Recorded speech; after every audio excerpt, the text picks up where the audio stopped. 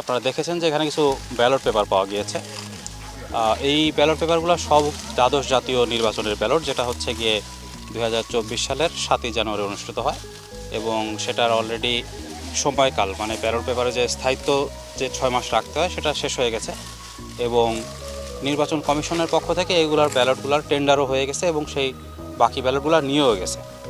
ব্যালটগুলো প্রথমে আমাদের ট্রেজারিতে রাখা ছিল, পরবর্তীতে যখন হচ্ছে গিয়ে উপজেলা পরিষদের নির্বাচন হয় তখন হচ্ছে গিয়ে স্থান সংকুলন না হয় ব্যালটগুলো আমাদের এই পুরাতন বাংলোতে এনে রাখা হয়। সেখান থেকে কে বা কারা এই ব্যালটগুলো নষ্ট করেছে সেটা আমার জ্ঞাত না। বাকি যে ব্যালটগুলো ছিল সেগুলো সবগুলো আমরা আমাদের নির্বাচন কমিশনের যে টেন্ডার হয়েছে তাদের টেন্ডারকে আমরা ফেরত দিয়ে দিয়েছি এবং তারা সেটা অলরেডি মিটমাট হয়ে গেছে। আমরা এইটুকু আমি জানি যে আমার এখানে এই বাংলোটা আপনারা সবাই জানেন যে দেয়াল দিয়ে ঘেরা থাকলেও এদিকে চতুর্দিক দিয়ে ঢুকে পড়া যায়, যে দেয়াল আছে তাতেও চারপাশ দিয়ে ঢুকে পড়া যায়।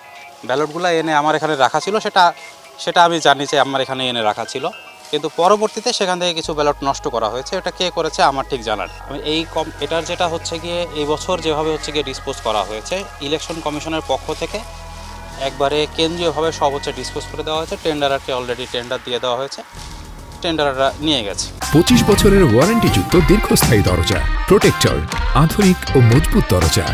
আমাদের এখানের যে রুমগুলা অনেকগুলাতেই হচ্ছে গিয়ে লক নেই, তো আমরা যতটুকু জানি যে হ্যাঁ এটা যেহেতু হচ্ছে গিয়ে পুরাতন, এটার আর কাজ নাই এবং আমাদের জেলায় এই দ্বাদশ জাতীয় ইলেকশনের কোনো ইয়াতেই আসনে কোনো মামলা নেই, সেহেতু হচ্ছে গিয়ে আমরা এটা এখানে এনে সংরক্ষণ করে রেখেছিলাম। এখন পরবর্তীতে কে বা কারা এটা সরিয়েছে এবং মাটির মধ্যে ফেলে রেখেছে এটা আসলে আমার ঠিক জানা নেই। হ্যাঁ, পুরো বস্তাই খুলে কেউ ফেলে দিয়েছে। আর ডিভাইসগুলোও এগুলো আমাদের ডিসি অফিসেরই পুরাতন ডিভাইস, যেগুলো এখানে স্ক্র্যাপ হিসাবে এনে ফেলে রাখা ছিল। না, ওরকম কিছু তো মনে হচ্ছে না, কারণ আমরা যতটুকু জানি যে এখানের কোনো আসনে দ্বাদশ জাতীয় সংসদের কোনো আসনেই কোনো মামলা হয়নি, যার কারণে এখানে জালিয়াতিরও কোনো প্রশ্ন নেই।